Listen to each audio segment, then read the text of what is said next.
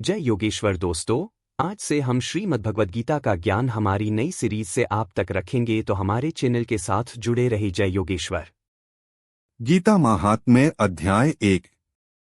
श्री पार्वती जी ने कहा है, भगवन आप सब तत्वों के ज्ञाता हैं। आपकी कृपा से मुझे श्री विष्णु संबंधी नाना प्रकार के धर्म सुनने को मिले, जो समस्त लोक का उद्धार करने वाले हैं, देवादिदेव। अब मैं गीता का महात्म्य सुनना चाहती हूँ, जिसका श्रवण करने से श्री हरि की भक्ति बढ़ती है। श्री महादेव जी बोले हैं, जिनका श्री विग्रह अलसी के फूल की भांति श्याम वर्ण का है, पक्षीराज गरुड़ ही जिनके वाहन हैं, जो अपनी महिमा से कभी च्युत नहीं होते तथा शेषनाग की शया पर शयन करते हैं, उन भगवान महाविष्णु की हम उपासना करते हैं। एक समय की बात है, मुर दैत्य के नाशक भगवान विष्णु शेषनाग के रमणीय आसन पर सुखपूर्वक विराजमान थे। उस समय समस्त लोगों को आनंद देने वाली भगवती लक्ष्मी ने आदरपूर्वक प्रश्न किया। श्री लक्ष्मी जी ने पूछा है, भगवन आप संपूर्ण जगत का पालन करते हुए भी अपने ऐश्वर्य के प्रति उदासीन से होकर जो इस क्षीर सागर में नींद ले रहे हैं, इसका क्या कारण है? श्री भगवान बोले हैं, सुमुखी मैं नींद नहीं लेता हूँ, अपितु तत्व का अनुसरण करने वाली अंतर्दृष्टि के द्वारा अपने ही माहेश्वर स्वरूप का साक्षात्कार कर रहा हूँ। यह वही तेज है जिसका योगी पुरुष कुशाग्र बुद्धि के द्वारा अपने अंतःकरण में दर्शन करते हैं तथा जिसे मीमांसक विद्वान वेदों का सार तत्व निश्चित करते हैं। वह माहेश्वर तेज एक अजर प्रकाश स्वरूप आत्मरूप रोग शोक से रहित अखंड आनंद का पुंज निष्पन्द तथा द्वैतरहित है। इस जगत का जीवन उसी के अधीन है, उसी का अनुभव करता हूँ, देवेश्वरी। यही कारण है कि मैं तुम्हें नींद लेता सा प्रतीत हो रहा हूँ। श्री लक्ष्मी जी ने कहा है, अंतर्यामी आप ही योगी पुरुषों के ध्येय हैं। आपके अतिरिक्त भी कोई ध्यान करने योग्य तत्व है, यह जानकर मुझे बड़ा कौतूहल हो रहा है। इस चराचर जगत की सृष्टि और संहार करने वाले स्वयं आप ही हैं। आप सर्वसमर्थ हैं। इस प्रकार की स्थिति में होकर भी यदि आप उस परम तत्व से भिन्न हैं, तो मुझे उसका बोध कराइए। श्री भगवान बोले हैं, प्रिय आत्मा का स्वरूप द्वैत और अद्वैत से पृथक, भाव और अभाव से मुक्त तथा आदि और अंत से रहित है। शुद्ध ज्ञान के प्रकाश से उपलब्ध होने वाला तथा परमानंद स्वरूप होने के कारण एकमात्र सुंदर है। वही मेरा ईश्वरीय रूप है। आत्मा का एकत्व ही सबके द्वारा जानने योग्य है। गीता शास्त्र में इसी का प्रतिपादन हुआ है। अमित तेजस्वी भगवान विष्णु के ये वचन सुनकर लक्ष्मी देवी ने शंका उपस्थित करते हुए कहा है, भगवन यदि आपका स्वरूप स्वयं परमानंदमय और मनवाणी की पहुंच के बाहर है, तो गीता कैसे उसका बोध कराती है? मेरे इस संदेह का निवारण कीजिए। श्री भगवान बोले हैं, सुंदरी सुनो, मैं गीता में अपनी स्थिति का वर्णन करता हूँ। क्रमश 5 अध्यायों को तुम 5 मुख जानो, 10 अध्यायों को 10 भुजाएं समझो तथा 1 अध्याय को उदर और 2 अध्यायों को दोनों चरण कमल जानो। इस प्रकार यह 18 अध्यायों की वामयी ईश्वरीय मूर्ति ही समझनी चाहिए। यह ज्ञान मात्र से ही महान पातकों का नाश करने वाली है। जो उत्तम बुद्धि वाला पुरुष गीता के 1 या आधे अध्याय का अथवा 1 आधे या चौथाई श्लोक का भी प्रतिदिन अभ्यास करता है, वह सुशर्मा के समान मुक्त हो जाता है। श्री लक्ष्मी जी ने पूछा है, भगवन सुशर्मा कौन था? किस जाति का था और किस कारण से उसकी मुक्ति हुई?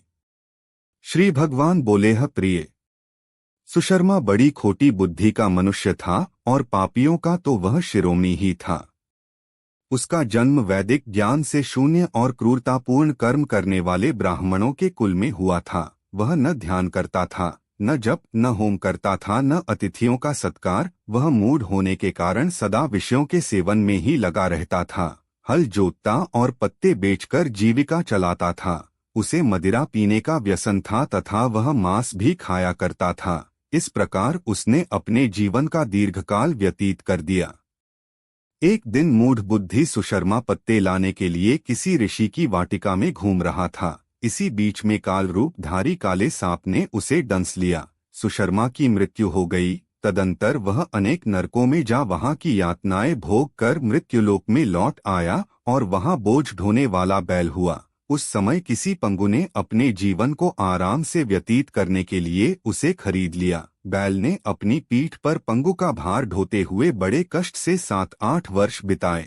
एक दिन पंगु ने किसी ऊंचे स्थान पर बहुत देर तक बड़ी तेजी के साथ उस बैल को घुमाया। इससे वह थककर बड़े वेग से पृथ्वी पर गिरा और मूर्छित हो गया।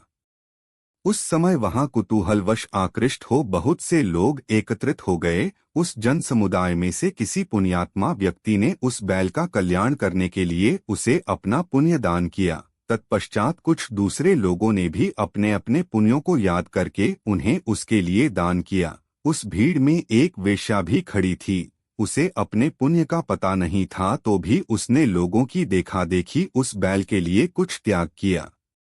तदंतर यमराज के दूत उस मरे हुए प्राणी को पहले यमपुरी में ले गए। वहां यह विचार कर कि यह वेश्या के दिए हुए पुण्य से पुण्यवान हो गया है, उसे छोड़ दिया गया। फिर वह भूलोक में आकर उत्तम कुल और शील वाले ब्राह्मणों के घर में उत्पन्न हुआ। उस समय भी उसे अपने पूर्व जन्म की बातों का स्मरण बना रहा।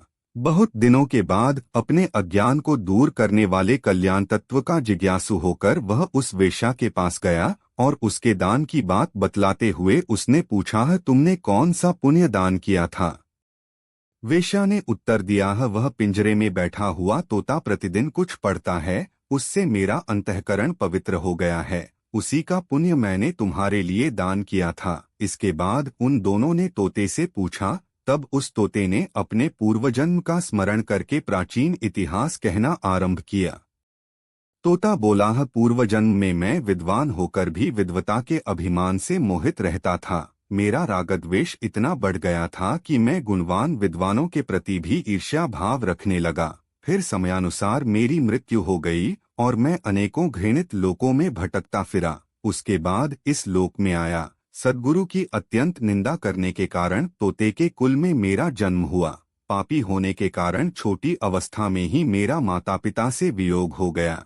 एक दिन मैं ग्रीष्म ऋतु में तपे मार्ग पर पड़ा था।